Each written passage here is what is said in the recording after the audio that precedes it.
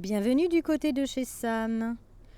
Connaissez-vous le jeu des perles de verre dont parle Hermann Hesse dans son roman ?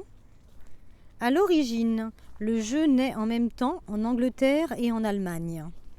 Cela se fait sur un boulier avec des perles de verre, les tiges représentant la portée, les perles, les notes. 20-30 ans plus tard, ce jeu fut abandonné par les musiciens, puis repris par les mathématiciens.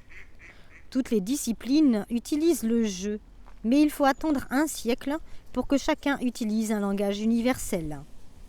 S'y ajoute la pratique de la contemplation pour éviter que ce langage devienne un simple alphabet.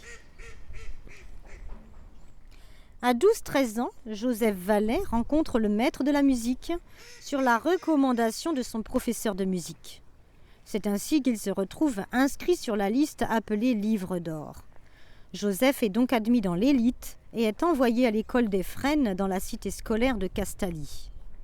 4 ans plus tard, il quitte les Fresnes pour Celles-les-Bois afin de devenir un joueur du jeu des perles de verre. Là, il doit faire face à moult doutes venus d'un auditeur, Plinio des Ignories. À 24 ans, Joseph quitte Celles-les-Bois pour commencer sa vie d'étudiant libre. Il décide de réviser et reconstruire techniquement le contenu entier d'un jeu de perles de verre. Pour cela, il apprend le chinois et rend visite au frère aîné, au bois des bambous, qui se consacre au jeu des oracles du Viking. Joseph rentre enfin dans l'ordre et devient magister au couvent de bénédictins de Mariabel, où il doit jouer le rôle d'espion afin de les rallier à la cause de Castaly. Avant ses 40 ans, Vallet est nommé Magister Ludi.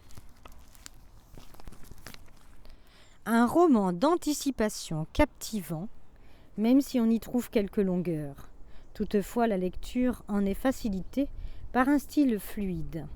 Le destin d'un homme que l'on n'a aucun mal à suivre, encourager, soutenir dans son initiation tout au long du récit.